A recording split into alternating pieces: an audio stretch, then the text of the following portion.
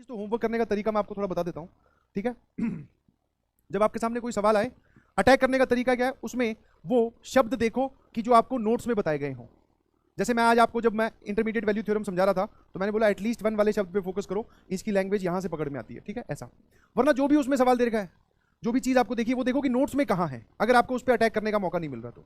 अगर वो क्वेश्चन फिर भी नहीं सॉल्व होता तो फटाफट उस पर ज्यादा टाइम वेस्ट ना करो। ऐसा नहीं है कि उसमें लगे हुए आधे घंटे से वो सवाल ही नहीं सॉल्व हो रहा है, लीव इट। ईगो पर लेने की बिल्कुल जरूरत नहीं है, बिकॉज सर हमें पढ़ाई करनी है बहुत ज्यादा, we have physics and chemistry also, और इसमें भी सर सवाल बहुत सारे करने हैं। तो इसमें आप मैक्सिमम एक बार ट्राई करो, या फिर एक और बार थोड़ा 10-15 मिनट का गैप देकर, या 5-10 सवालों के बाद में एक ट्राई और करो। उसके बाद में फिर इसको डाउट वाली कैटेगरी में आप डाल दो कि अब इसका सर सॉल्यूशन समझेंगे, जहां से भी मिलेगा फिर देखेंगे कि हम कहां अटैक कर रहे थे। तो ये है हमारी क्वेश्चन सॉल्विंग स्ट्रेटेजी। समझ में आ रहा है कि नहीं समझ में आ रहा? और ऐसा आप सभी सवालों के लिए मैं तो बोलूंगा, देखो दो चीजें हैं इसमें, दोनों बातें अलाउड है। टाइम बाउंड भी आपको रहना है और टाइम बाउंड नहीं भी रहना। सर ये कैसी बात हुई?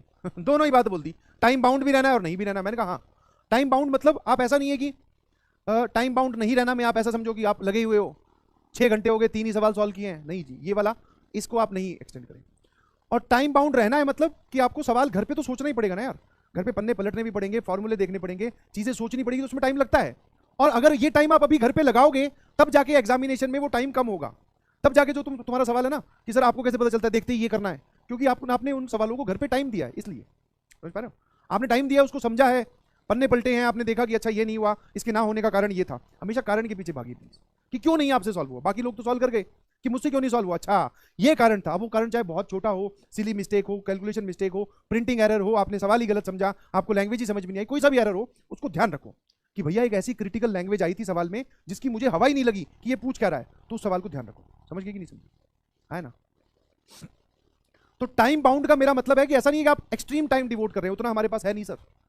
और टाइम बाउंड आपको नहीं रहना मतलब आप थोड़ा बहुत तो थॉट प्रोसेस दोगे ना भैया सवाल को, कि हाँ ये कहाँ करवाया है, कैसे अटेम्प्ट करना है, सर ने क्लास में कहाँ बताया था, वहां पहुंचते हैं। ठीक है, तो दोनों ही बातें हैं, टाइम बाउंड रहना भी है और नहीं भी रहना। समझे कि नहीं समझे? तो ये आप करते चलिए प्लीज, मेरी आपसे रिक्वेस्ट है। एंड प्रैक्टिस जैसा कि बहुत जरूरी है स्पेशली मैथ्स में, तो आप मैथ्स के जो नोट्स बना रहे हो उनको बार बार रिवाइज करते रहो। बहुत सारे लोग बोल रहे हैं सर रिवीजन में टाइम लगता है। ऑब्वियसली बेटा, जो आपका IIT JEE की जो प्रिपरेशन की ड्यूरेशन है ना, उसमें हर चीज़ में आपको टाइम बहुत डिवोट करना पड़ेगा, और आपके पास टाइम की हमेशा कमी रहेगी। तो आप वेस्ट करने का तो भूल ही जाओ। आई डोंट नो कि कैसे बहुत सारे बच्चे टाइम वेस्ट कर पाते हैं, है ही नहीं वेस्ट करने के लिए।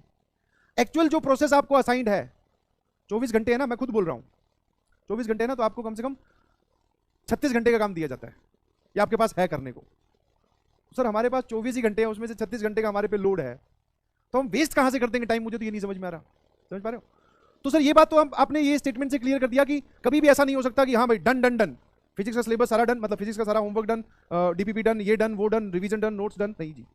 आप सभी ब्लॉक्स पे आप टिक नहीं लगा सकते हमेशा। अभी ऐसा, अभी का कभी भी ऐसा फेज आएगा ही नहीं, टू बी वेरी फ्रैंक। हाँ, कभी भी JEE के पेपर से पहले भी नहीं आएगा, पहली रात तक भी तुम्हें लगेगा ये रह गया, ये रह गया, वो तो पढ़ा ही नहीं, उसका फॉर्मूला मिस हो गया। ऐसा हमेशा चलने वाला है। आप पहले इस बात को एक्सेप्ट करो।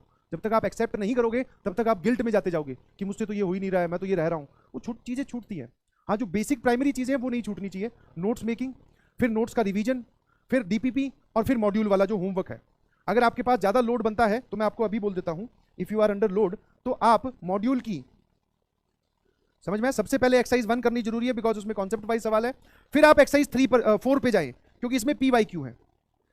ठीक है, ये दोनों मैंडेटरी है। इसके बाद में ऐसा नहीं बोल रहा हूं कि एक्सरसाइज 2 और 3 छोड़ दो, वहां पर एडवांस वाले मल्टीवेरिएट सवाल है। तो अगर आपके ये दोनों क्लियर हो गए, अब आपके पास ऐसा कि मान लो जैसे अभी लिमिट चल रहा था, सर हमने ये दोनों कर लिए, बट मेरे पास एक्सरसाइज 3 और 4 बच गई, एक्सरसाइज 3 और 4 बच गई। मैंने कहा कोई बात नहीं बेटा, उसको आगे कभी टाइम निकाल के कर लेना। ऐसा लोड नहीं लेना कि 3 और 4 बच गई, मेरे तो लिमिट्स का सवाल रहा है या फिर मेरा बैकलॉग हो गया। नहीं, 3 और 4 आप उसको, सॉरी 2 और 3 आप बाद में कर लेना, 1 और 4 होगी, आगे बढ़ो। समझ में? आगे बढ़ो। तुम लोग क्या है, तुम लोग ऐसे सोच रहे हो, एक सिचुएशन समझो ध्यान से, तुम्हारे घर में गेस्ट आने वाले हैं, समझ में? और गेस्ट जो है वो बहुत ही क्लोज है तुम्हारे, क्लोज समझ गए, मतलब वो पूरे घर में घूमेंगे। समझो, समझ में आ रहा है? पूरे घर में घूमेंगे, वो किसी भी रूम में एंट्री ले सकते हैं। ठीक है, और गेस्ट रूम में तो वो ऑब्वियसली बैठेंगे बैठेंगे। अब तुम्हें क्या सफाई करने के लिए दी गई कि भैया गेस्ट आ रहे हैं, सफाई करो। तुम क्या गया, वो जो वहां पर है ना, जो गेस्ट रूम है, उसको चमकाने में लगे हो। सोफे धो दिए, वहां पे फ्लावर पॉट रखा हुआ, उसके अंदर से फूल निकाल कर उसको अंदर से धो दिया, सुखा दिया, पर्दे झड़का दिए, जो शीशे लगे हैं उन पे आप कॉलिन वॉलिन से आराम से कपड़ा मार रहे हो। हर एक चीज गेस्ट रूम की तो चमकाने में लगे, एक एक। अंदर जो तुम्हारा स्टडी रूम है या जो तुम्हारा बेडरूम है या जो भी है, उसमें तुमने चद्दर भी नहीं झड़काई। समझ पा रहे हो? तो आपको एक नॉमिनल सफाई सभी कमरों में करनी है। समझ पा रहे हो? कुछ लोग बोलेंगे सर ये कहाँ से गेस्ट आ गए, क्या सफाई वाली ज्ञान दे रहे हो आप। तो what you are doing is, आप एक चीज, या तो कोई अपना एक ही सब्जेक्ट चमकाने में लगा हुआ है, बोले फिजिक्स बहुत अच्छी लग रही है, बस पढ़े जा रहा हूँ पढ़े जा रहा हूँ। बोले मैं मैथ्स और केमिस्ट्री वाले कमरे, बोले सर उसमें इतनी इतनी धूल जमी हुई है। मैंने ठीक है भाई, जो गेस्ट है वो आईआईटी वाले लोग हैं, किसी भी कमरे में घुस के कुछ भी चेक कर सकते हैं। तो आप क्या करो, एक राउंड लो, देख लिया भैया गेस्ट रूम ठीक है, बोले अब चलो स्टडी रूम में, ये ठीक है, बोले हाँ अब चलो बेडरूम में, ये ठीक है, बोले हाँ अब दूसरा राउंड, बोले अब इसमें थोड़ी डिटेल सफाई। ऐसे एक ही कमरे में ना लगे रहें प्लीज, मेरी बात समझ गए होंगे आप।